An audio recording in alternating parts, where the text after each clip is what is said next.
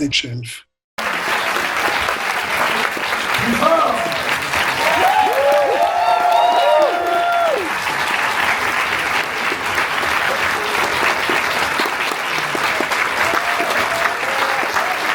Thank you, everybody. Thank you. You guys understand? Okay.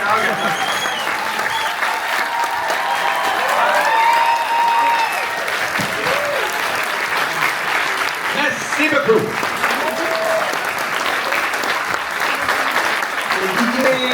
Et Didier Alous qui est là aussi.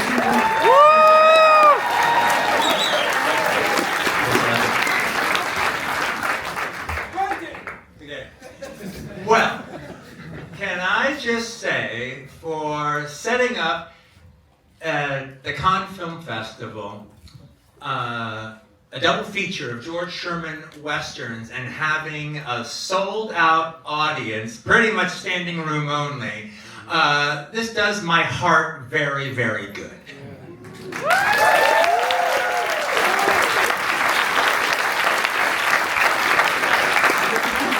Vous avez tous vos écouteurs pour la traduction? Ouais. Et tout ça, parce qu'on va parler que anglais. Ouais, Keep going? Yeah? Okay. All right, so what's going to happen is we're going to we'll show the movie now. I'm going to talk a little bit about the film. Then when the film's over, I'll come and we'll have like a little half-hour discussion where I talk about George Sherman's career and my feelings about him, and then I'll introduce the second movie, which is Comanche Territory. Where I'm coming from, I've been a fan of George Sherman's for a long time, but I think like a lot of people, he was a name I knew and there were titles that I knew, but I never really focused in on him. He was just kind of one of, I always lumped him and Vincent Sherman and George Marshall. I always kind of lumped them together. They're the Georges, you know, or the Georges or the Shermans. And I think a lot of people did. But it was one of those weird things where I ended up watching one of his movies recently, and I was so blown away by it. I was so blown away by the action that I just started watching another one, and another one, and another one, and another one. And I'm not going to, I think he's the greatest action director of the 50s. I actually do think he is, but I'm not one to, who the fuck am I to say who is the best? But I can say my favorite. And he has become now my favorite action director of that time. In fact, when you close your eyes and you kind of think of generic images from Ivy Technicolor Monument Valley shot Western, you're thinking of George Sherman movies. You know, those images that you're just writing yourself, those are his images. That's what you're getting them from. Now, we're gonna start our double feature tonight with the film Red Canyon, known in France as Le Mustang Noir. I particularly chose this one. I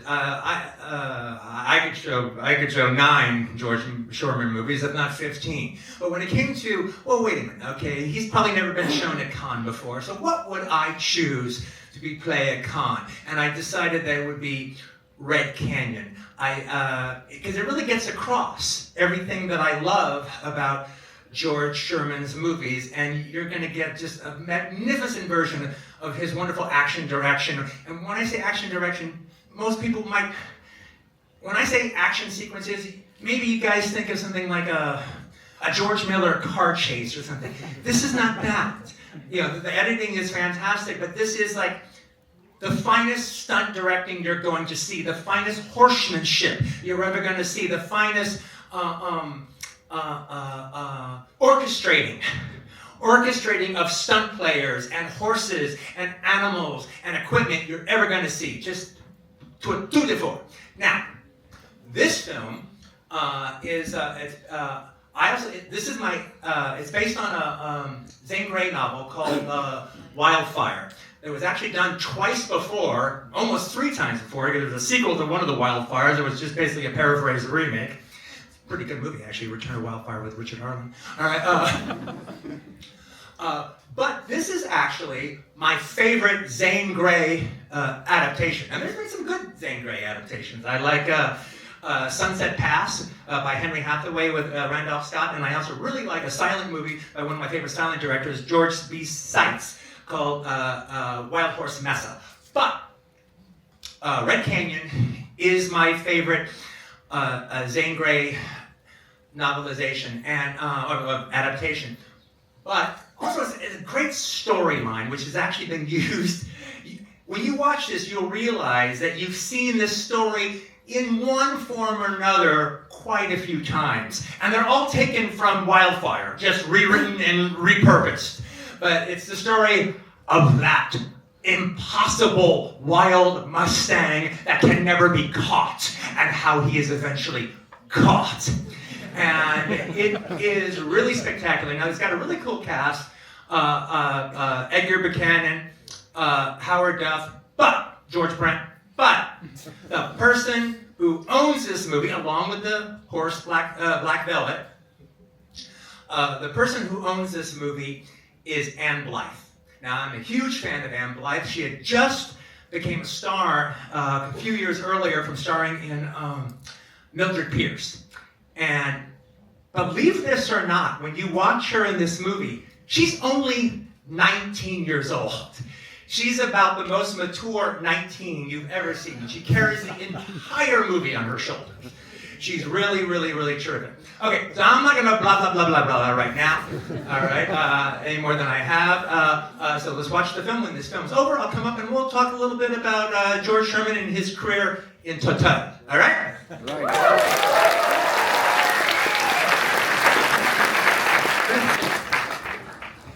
Yeah, so a little bit about George Sherman. George Sherman started his career working with Max Sennett in the silent movie comedies, and he learned a tremendous amount from Max Sennett. And then he's one of those kind of directors that came up through the ranks as an AD. First as a second, then as a second, and then as a first AD.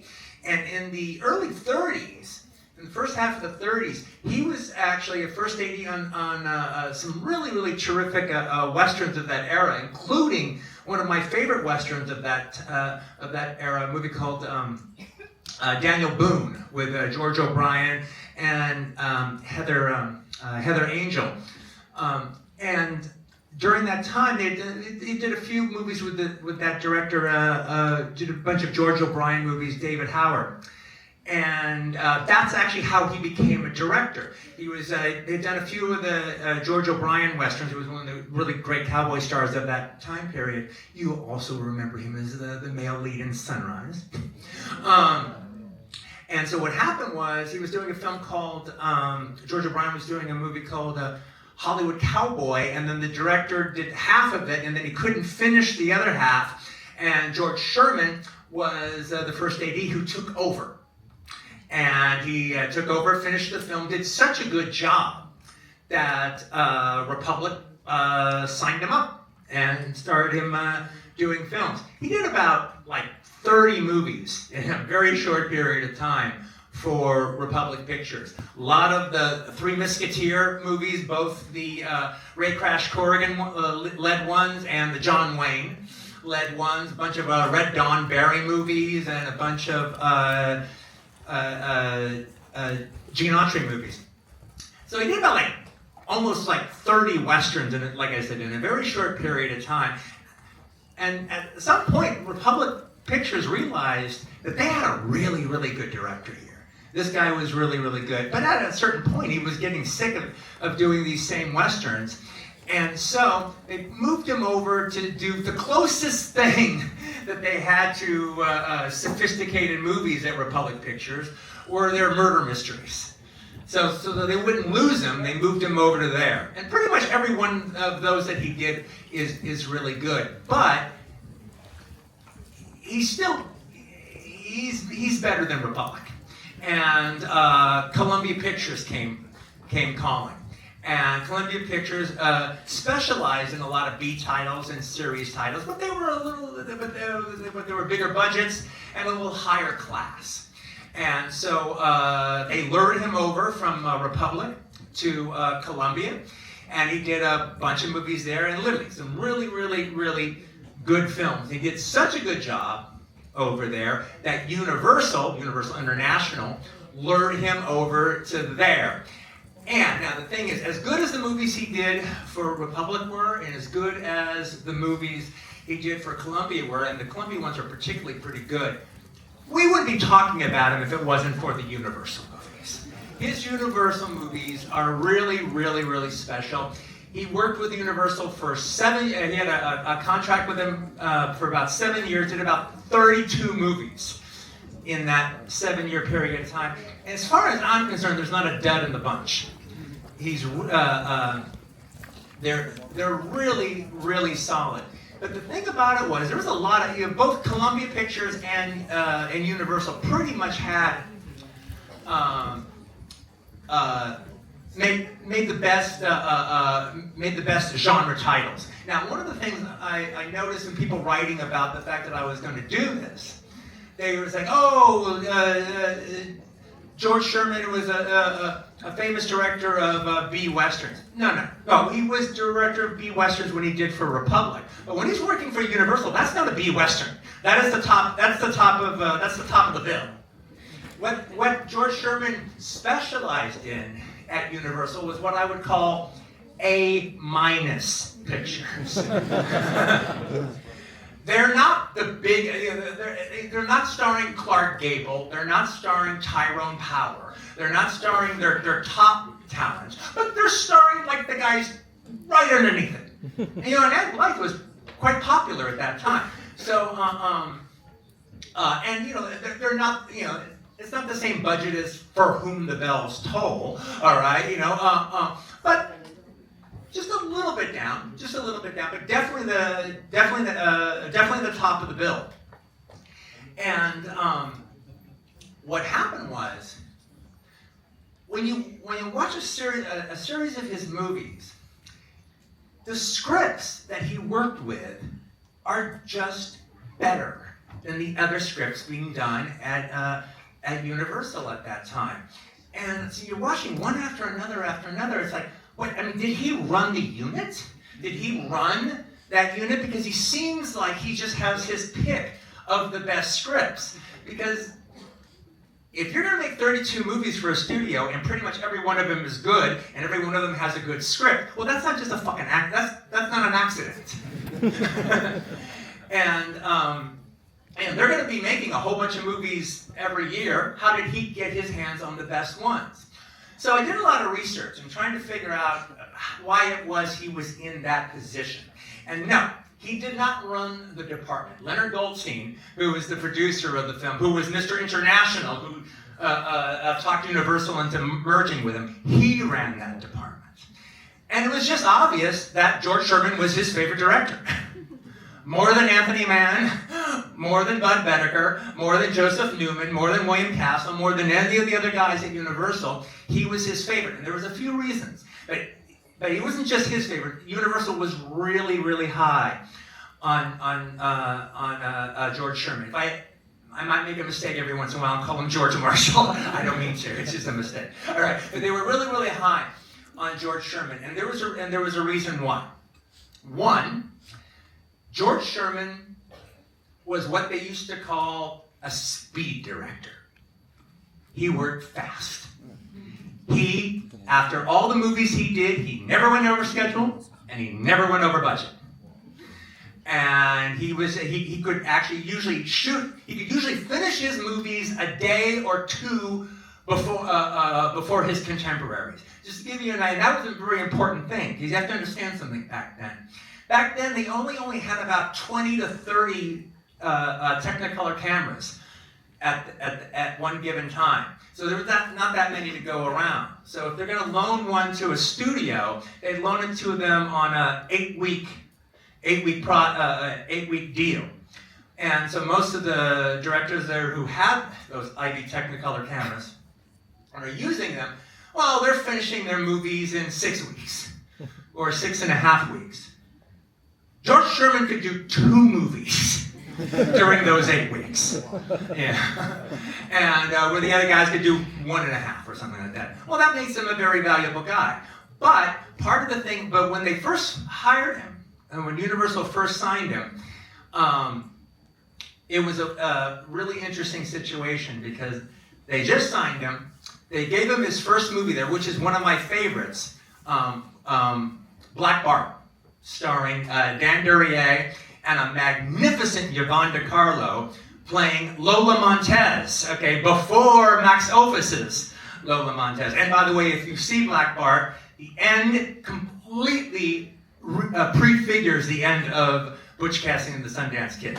But now, interestingly enough, as great as Black Bart is, it's a little lower budget than the other films that he would end up doing at Universal. So what happened was this, is they didn't know how fast he was. They didn't know how quick he was able to run his sets. But then, now, being fast is nice, and being fast is great, especially for the boys in the front office. But how good is the footage?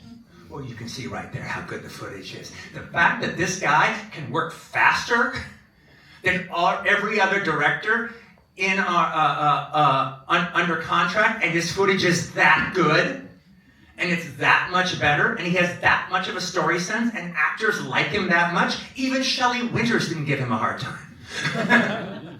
But then, not only that, so they're really taken with how good his first film for them is, Black Bart. But then, consequently, the last film that he did for Columbia, which was a Western called Relentless, starring Robert Young and Marguerite Chapman, had just come out and was a smash hit and got magnificent reviews. So they just signed this director that was fast as all fuck, delivered them a great movie, and now he's a critical darling because of the last movie he did for the other studio. So at that time, Hedda Hopper, the famous gossip columnist, wrote a piece saying that George Sherman was Universal's new fair-haired boy. And you can tell from that point on, after Black Bart, the movies all take a leap in budget and a leap in style. And one of the things, and he just became beloved at Universal. One, the contract players all liked working with him, and he liked working with them. It's a really interesting thing. One, George Sherman has a really wonderful talent for not just getting good performances from the actors, he's got a magnificent talent of getting really good performances from actors that I normally don't like. Actors I'm normally allergic to. And then when I see them in a George Sherman, I'm like, wow, what the fuck did I always have this attitude, all right? I've never liked Guy Madison. I think Guy Madison is terrible. When you see him in George Sherman's Reprisal, he's fucking fantastic in that movie. And he's like channeling Eastwood. He's really, really terrific. But years before, he's just really, really wonderful. So there's this constant thing of George Sherman starring, casting Ann Blythe, or casting Howard Duff, or casting any of the Universal regulars, and then working with them once or twice. He makes 4 movies with Yvonne DiCarlo, and she's terrific in every one of them. Makes 3 movies with Maureen O'Hara, and as far as I'm concerned, he is the guy who defines the Maureen O'Hara. Take Ford out of it for a second. He's the guy who defines Maureen O'Hara's starring position in Westerns. Not her supporting position, her starring position. And you'll see that in Comanche territory. So the thing is, so he just has he has a fantastic career. Now, to highlight how much Universal liked him, he was under contract for 7 years. You don't have people under contract for 7 years unless you love them, because the contracts are a year at a time. you have to understand something about how it was back then. He didn't get paid for doing Red Canyon. He got paid because he was under contract. So he gets paid every week, whether he makes a movie or not.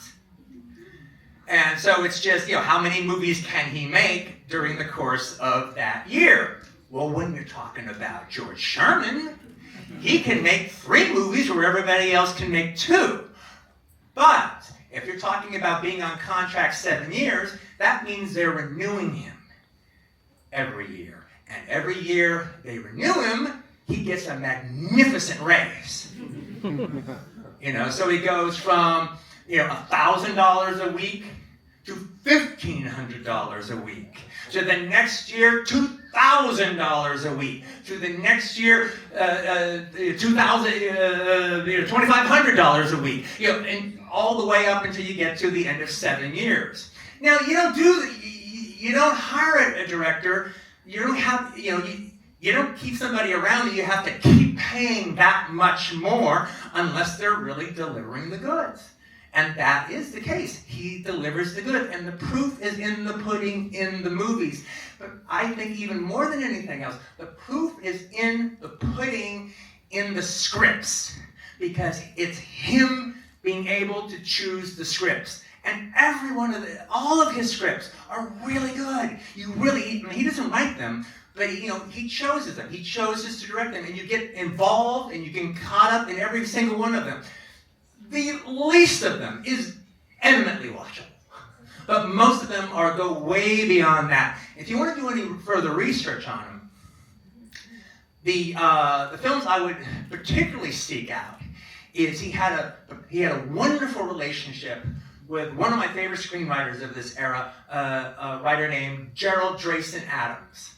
And Gerald Drayson Adams was really, really terrific. I think probably the screenwriter George Bruce and Gerald Drayson Adams are my favorite screenwriters of that era. Now, he did 2 movies with Anne Blythe. The second movie is the best English language movie ever made about Genghis Khan. Which is called The Golden Horde. I think the full title was The Golden Horde of Genghis Khan, but it's shortened it to The Golden Horde. Now, when I say it's the best English language movie about Genghis Khan, that's not saying a whole lot, considering the other English language movies about Genghis Khan. But this is a really fun movie. In fact, it actually almost seems, there's a lot of predating in a lot of George Sherman movies, and this kind of almost predates a John Milius movie a little bit. Even has a terrible lead actor in it, but even he ends up kind of working out in a strange way. I hated him in the first half hour, but by the end of the film, he so much reminds me of John Cleese in Monty Python and the Holy Grail that I even started kind of appreciating him by the end of that. But Anne Blythe is just fantastic in the film. So that's a great relationship that they have between the two of them. Also, one last thing, speaking about Gerald Drayson Adams, this movie that we just watched, Red Canyon, was pretty much there's a paraphrased remake of it made a few years later called The Flame of Araby, written by Gerald Drayson Adams, that is basically this story, but it's set in Arabia. And it's what they used to call a sword and tits movie, or tits and sand movie. And it stars Jeff Chandler and Maureen O'Hara. Not directed by George Sherman, but a good film. Now, what happened was, he had this magnificent career, magnificent situation at Universal. However, he couldn't get beyond his level. He's working with big stars, he's working with money-making stars, but they're not, he's not getting the big guys. He's not getting the superstars. He's not getting Gary Coopers. He's not, even though he started his career with John Wayne, he's not getting John Wayne. And he got pissed off at Universal, and he ended up leaving them because Gable wanted him. Clark Gable really liked his work, thought he would be terrific for a movie Gable was doing called Lone Star. but he was doing it for another studio. And so what happened was they tried to get Sherman. They tried to have Universal loan him out, but Universal wouldn't do it, and that pissed him off. That pissed him off so much. That pissed him off so much that he thought that, okay, well, the next time my contract comes up, I'm not going to renew. But also, he was fucking exhausted. He was totally fucking exhausted. So he thinks, I'm going to take a few years off and walk away from the business for a while. So he takes his wife. Oh, one last thing about George Sherman that I haven't mentioned as I tell this story. He was a really short guy. He's about 5'4". Okay, he's very short. There's a picture of him that is a crack up on the set of his last movie, Big Jake, with John Wayne, and it's like his last movie with Maureen O'Hara, and you see him standing next to Maureen O'Hara, and she's towering over him. But anyway, so he goes to have an extended vacation in Spain with his wife, and then gets roped into doing a Joaquin Murrieta movie starring Jeffrey Hunter in Spain. And then that leads to a Jane Mansfield movie being shot in Spain called Panic Button. And that leads to about 3 or 4 international productions that he ends up doing. Then he comes back and Universal really wants him back in the fold. And he says yes, but I gotta be able, I'll make a contract with you, but I gotta be able to accept work other places. And he does. And so they make a deal, and so he does half of his movies for Universal, and half for loan outs at RKO and Columbia and all kinds of places. And that's a really magnificent time of his career. He works with some actors like Rory Calhoun. He does a movie called Treasure. Again, one of the things about his films is there's this predating quality. There's all these movies that will come out that will be very reminiscent of an earlier George Sherman movie. And when you watch them in the opposite order, you go, oh, wait a minute, this is sort of like that. But George Sherman came first. Interesting enough, he does a really good movie with Rory Calhoun, Shelley Winters, and Gilbert Roland called The Treasure of Pancho Villa, which is completely like a Sergio Corbucci spaghetti western done about 10 years before Sergio Corbucci. But one thing that's really interesting also about that is, naturally we're here in Cannes, and there's that movie going to be playing in a couple of nights, Nouveau Vogue, and so we think about the Cahiers du Cinema critics. But there were other filmmaker critics out there, and some of the other filmmaker critics were the ones that started in Italy, in Rome. Almost all the spaghetti western directors and the peplum directors started out, came to directing through screenwriting, but came to screenwriting through film criticism, and that includes Duccio Tassari, and that includes Sergio Corbucci. And while the Cahiers du Cinema crowd didn't particularly love George Sherman, the Italians adored him. To the Italians, this is what a Western is supposed to look like. This is how you direct horses. This is how you direct riders. This is how you direct action. And if you look at Sergio Corbucci's most American-style Western, which is Minnesota Clay, it feels like a Delmer Davies movie because of the way, but you can also tell it's inspired by George Sherman, because it was actually, he was like, to them, their touchstones were not John Ford, even though they appreciated him. It was people like George Marshall and George Sherman and people like that. Now, when you're talking about predating stuff, one of the wildest movies that I didn't even know fucking existed until I tracked it down and then watched it. He did a movie about the fight in Israel against the British decades before Otto Preminger does Exodus, except he does it at the time of Exodus. He does it during the time. And it's only 90 minutes long, as opposed to Otto Preminger's 4-hour movie. And it's about Hebrew Palestinian freedom fighters smuggling Jews under the eyes of the British into Israel. Now, the movie is a really entertaining movie. It's really, really good. But one of the things about it is, and totally torn from the headlines. But one of the ways you can tell how George Sherman sold it to the studios was basically, look, it's just a French Resistance World War II movie, except the Jews are the French Resistance and the British are the Nazis. And that's pretty much how it looks when you watch it. The British are the Nazis and the Jews are the French Resistance, right down to the girl, with a long coat and a machine gun, who's the baddest ass fighter. It's a really fun movie. It's really good. And not only that, that movie, the star of it was Dana Andrews. But a young actor was just hired, he's not above the title, who was cast as the leader of the Hebrew resistance. And that was a young actor named Jeff Chandler.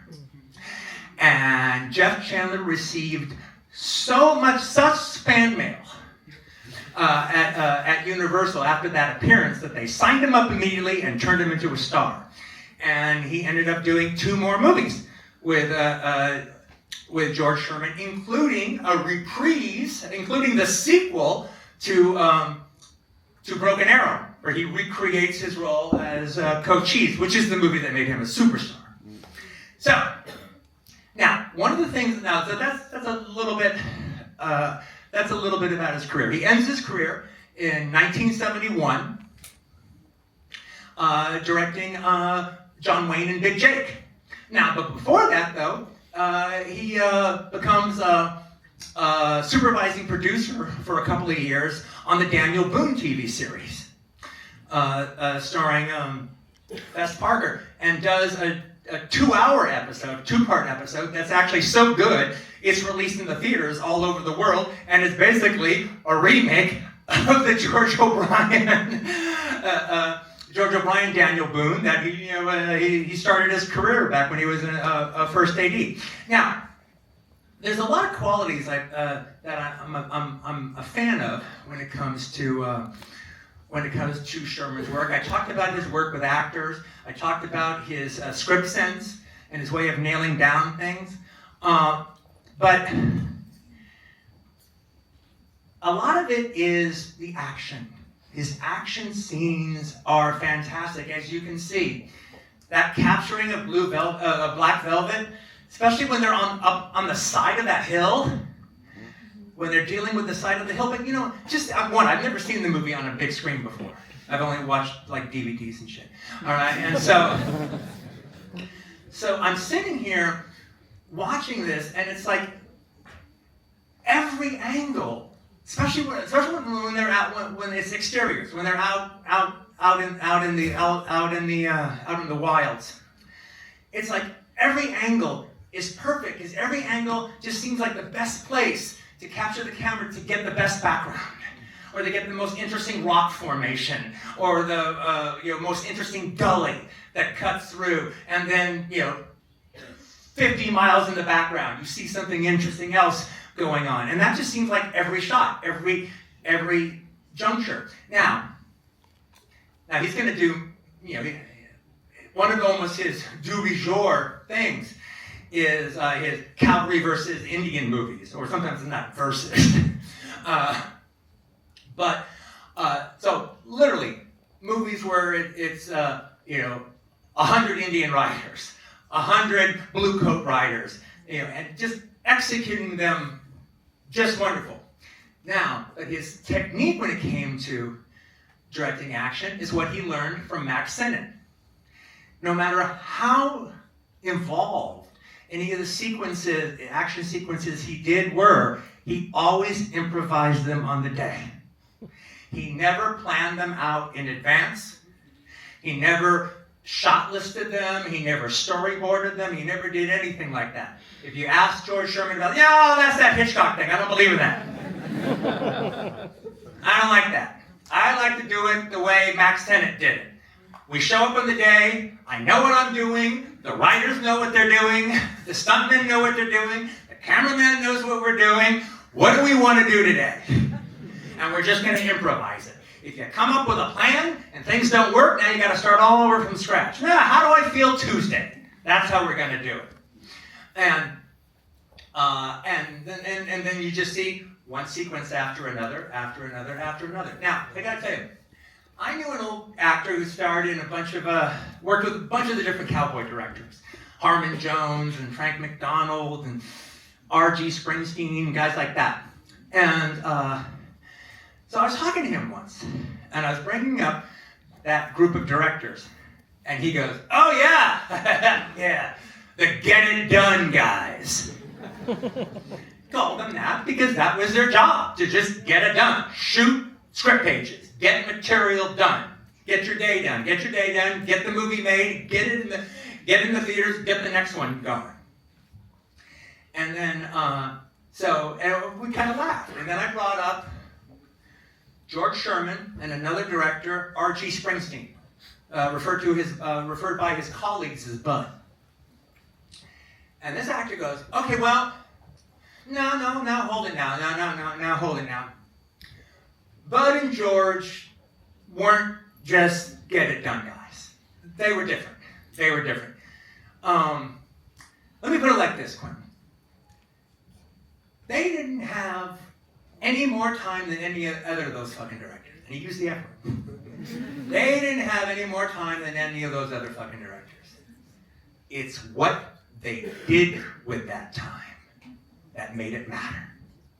And that's what I want to pass on to you young filmmakers here. You're only going to have so much time in the course of the day when you're making a movie. And you can think, look, we all want to shoot what we want to do. We all want to get the best that we want to get. But it almost doesn't count unless you do it inside of the circle that you're supposed to be working in. And like that cowboy actor said, you only have so much time, but how you spend that time, how you use that time, that will define you from somebody and somebody else. So, that's my little story on George Sherman.